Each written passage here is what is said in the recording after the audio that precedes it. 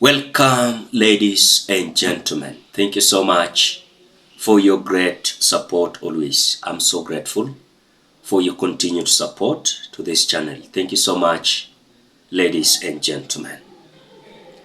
Now, as we speak, things are not good. As Albert Ojwang's wife, as Johnson Sakaja promised that he was going to employ Albert Ojwang's wife, it is not the case. As a widow of a blogger and a teacher, Albert Ojwang is still jobless, as Sakaja's pledges remained unfulfilled. Ladies and gentlemen, before you continue, as you always do, ensure you like the video. When you like the video, you automatically support the work that I'm doing in this channel, because sometimes you watch and you forget liking the video.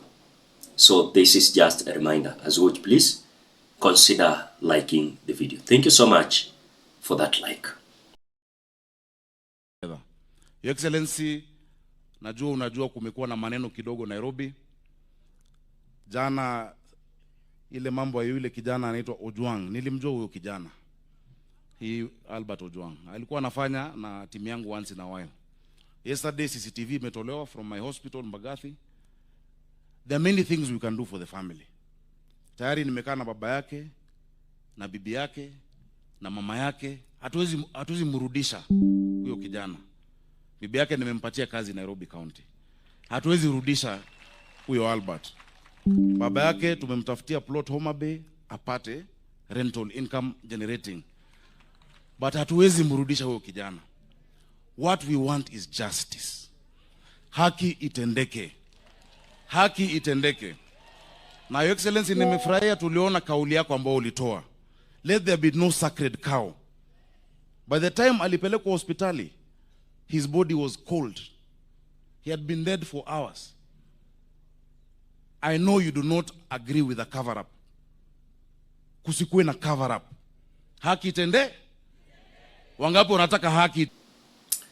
Remember Albert Ojwang's death in June 2025 sent a shockwave across Kenya, with many still struggling to understand how a teacher and a blogger could end up dead in police custody after being arrested during protest.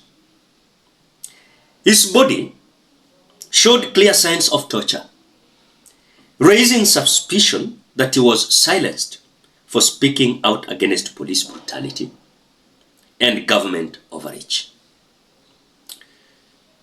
Now, for his family, the loss was devastating, leaving behind a widow, a young child, and parents who now carry the weight of grief and unanswered questions.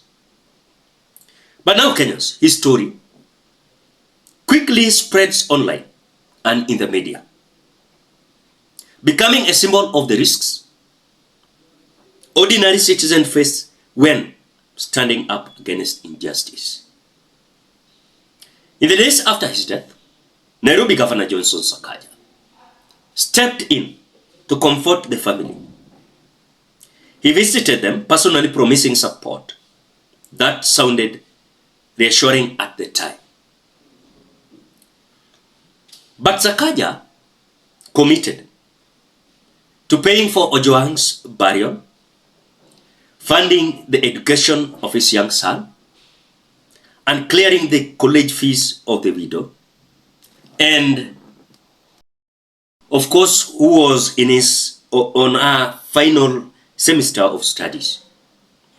So he went further, promising her job within the Nairobi County government once she completed her course so that they could support herself and her child.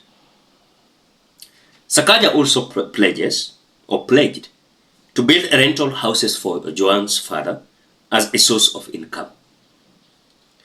These gestures were widely reported, and for a moment it seems like the family will be cushioned from further suffering, even as they demanded justice for Ojwang's death.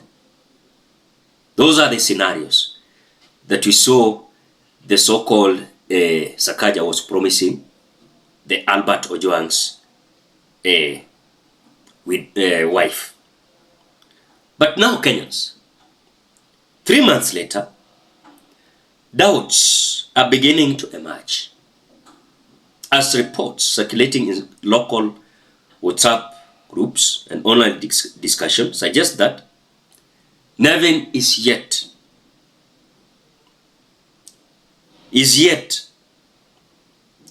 to be given a job as she was promised. Some claims she even lost her previous job soon after Sakaja's pledges, possibly.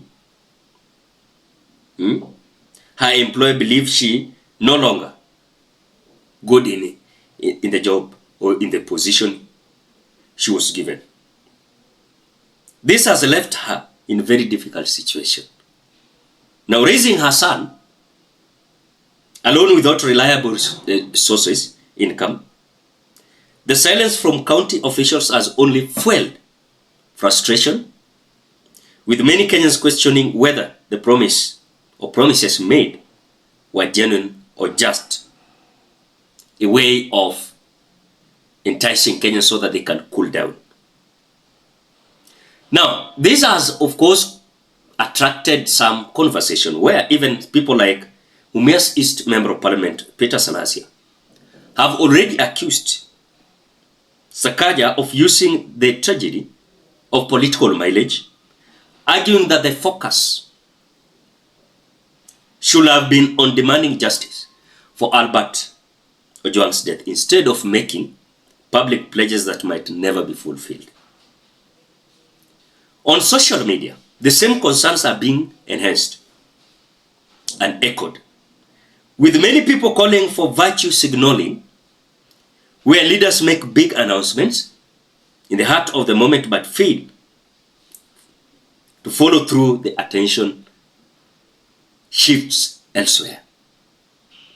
But now for Ojwang's family, this silence is not just disappointing but also painful, as it risks leaving them abandoned after initial wave of sympathy. The family has mostly kept away from the public since Ojwang's burial in July, but in private circles, there are whispers of disappointment and growing of sense, whereby what they were promised is not here or there. So hata zile maplots waliambiwa hakuna. School fees, maybe kama mtoto atakuwa mdogo, maybe wataagi watalipa. Huyu msichana Bibi Albert, nothing has happened. What do you think, guys? Drop your opinion at the comment section below. Otherwise, thank you so much because of your great support. Please consider subscribing, liking, commenting, and sharing this video. Till we meet in another video.